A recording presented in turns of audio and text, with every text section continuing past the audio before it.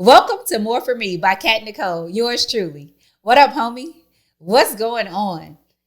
How was your week? How you been living? How you living, Biggie Smalls? I'm surrounded by criminals. I'm not surrounded by criminals, but I am surrounded by Team Thompson. And sometimes those other members of Team Thompson, they get your girl raising eyebrows. Did I do it right? Questionable. Is this your first time joining More For Me by Kat Necole? Welcome. It's an honor and a privilege to have you here in the studio with me today. If this is not your first time, welcome back. Always good to have you in the building. Now, I'm hoping that you're going to enjoy this episode. I'm hoping you're going to enjoy it so much that you're going to share it with somebody, that you're going to feel connected, and that you want to be a part of the homieship. You want to be a homie. So the first thing I'm going to ask you to do, you can do it right now or wait till the end of the episode. I say right now. Why wait? But I want you to subscribe and turn on your notifications so you can make sure that you catch the content when it drops every Tuesday. And it's right there for your eyes and ears, whatever your preference. But I also want you to like, comment, share, rate, and review. There's a lot of things that you can do. Now, why would I ask you to do those things? It's just not doing for doing sake. When you do that, you let other people know that More For Me is out there for them. And then we can spread this message, the good news, to motivate people, to expose, empower, and equip them as I share my journey, past and present, with people as I'm journeying towards the destination of more that God has for me. And if you caught last week's episode, that was another opportunity to journey with somebody else. And we can further see how God is moving in and through people, and that whether things are good or bad, that every opportunity that arises is a chance for us to become a better version of ourselves and get closer to that destination of more. I don't know about you, but I like the sound of that. That's why I'm here on this journey. So again, I hope you join me. Now, this week, what are we getting into? Man, the year is just rolling. And as always, time flies, whether you're having fun or not. But for me this week, it's more of one that's more reflective. Still happy, still good, but reflective overall. I said that's my overall tone for this week. My grandmother's birthday, you guys definitely heard me talk about her, Granny Lula. Her birthday is this week on the 6th of February to be exact. And around this time, I generally always kind of reflect on her life and on her legacy. And it's a really a great opportunity because I had the chance to spend a lot of time with my grandmother growing up. Not ever really sad moments, but like literally just thinking about some of the times we had, things she used to say, and the principles that she taught me. And she taught a whole lot. She was always handing out lessons, that's for sure. One of the things about my grandmother, though, is that she was old all my life. And it kind of sounds weird when you say it, but like in my naivete, when I was a bit younger, and my mom was just so old, I had asked her at some point, I said, hey, Granny, were you a slave? And it seems like an odd question to ask, but it was all in love. And, barely, I wasn't paying attention to the 1921 she was born in, timing. But she's like, no, I was raised on a farm and I did work my parents' farm. So, yeah, like I did some work out there. But no, baby, I wasn't a slave. She just corrected me in love. And that was beautiful. But moral of the story, she was always old, and she was old, and so were her homies. Granny had homies, and they were old as well. So I spent a lot of time with these old people. But one of the things that my grandma used to say a lot, as I go on and on about how old she was, she actually would have been 100 this year, but she died at 93. But one of the things she would always say, she said a lot, give me my flowers while I'm still living. And it took me a while to hang on, to catch on to like what she was saying and what it really meant. But she said it a lot. And I emphasized that she and her homies were really old, because that means that there was a point in my life where I had an opportunity to attend a lot of wakes and funerals, because her homies were passing away, folks that she did life with, whether through church and or other spheres or circles of her life, that as people started to die and transition, I began to hear this more and more. Give me my flowers while I'm still living.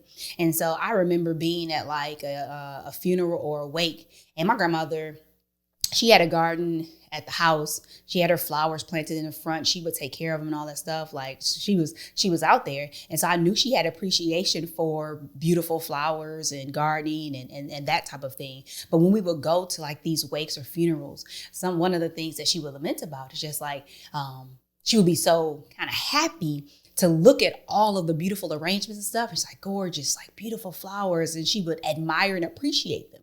But then in the same setting, she would also be saddened, and she would say, it's so sad that so-and-so is not even here to see it. And I'm like, that's a good point, Dad. People can't see these flowers.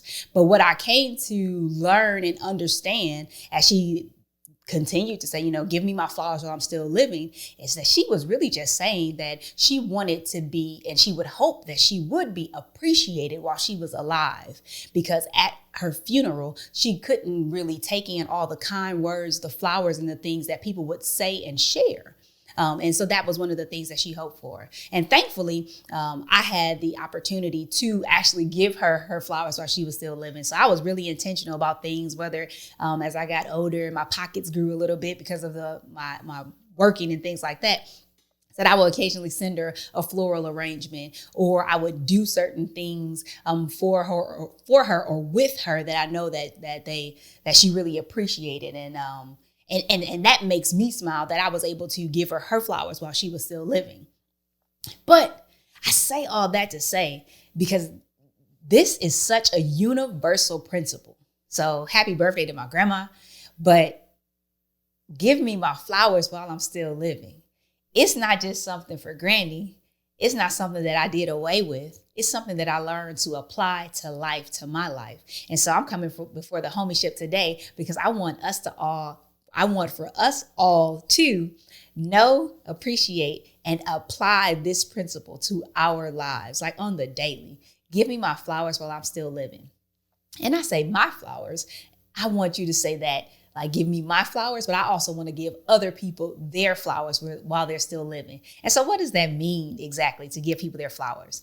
You can literally give people flowers. Like, you can grow them yourselves, you can buy them, you can order them. We're still under quarantine, so you can have those flowers shipped directly to a person, whatever have you, but you can physically give people their flowers. But at the heart of giving someone their flowers, it's really to show appreciation for a person while they're still living.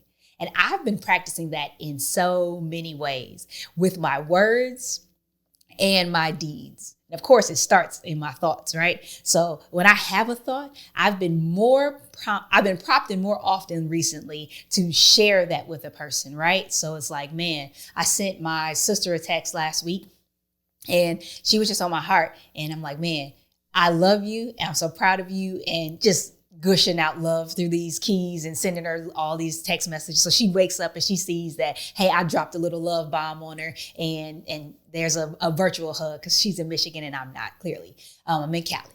But that she came on my mind, and I don't want there's something to happen and she doesn't know that. So I share that. I've taken opportunities with people that I work with and serve with at church. And I'm like, you know what? I admire you. I admire this about you and your family. It's a great example. It encourages, it inspires me, and it exposed me to greater that God could do in and through me and my family as well. Sharing those thoughts that you have of other people. Like, maybe it's your boss or somebody at work.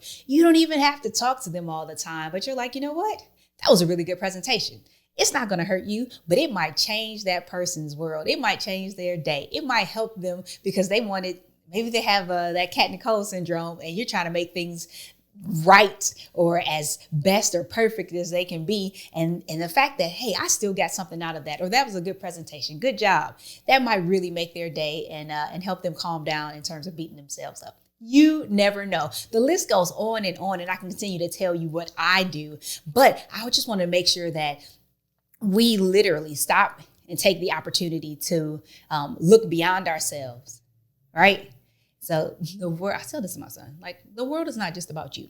And that's another universal principle. But look beyond yourself. Be selfless and look to see how you can show gratitude and appreciation for someone else, whether it's something they did or said. And you know what? Sometimes it's unsolicited, that they didn't earn it, but that you just go ahead and give out that love, that kind word, that good deed, opening up a door, saying thank you, being polite.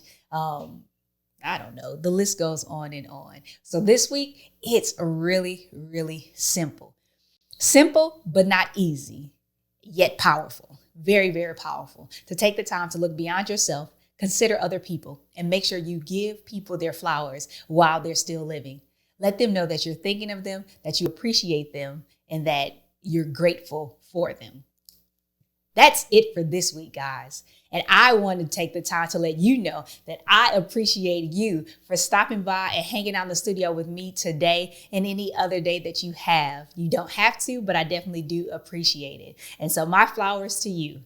Thank you for taking your time this week to hang out on the homieship with me and my homies. I hope that you enjoyed the episode and that you share this little nugget with someone else. But before you go to share it, make sure you apply it to your own life. Look beyond yourself and give someone else some flowers. Until next week, remember, God has more for me. God has more for you. Now let's get it. Take care.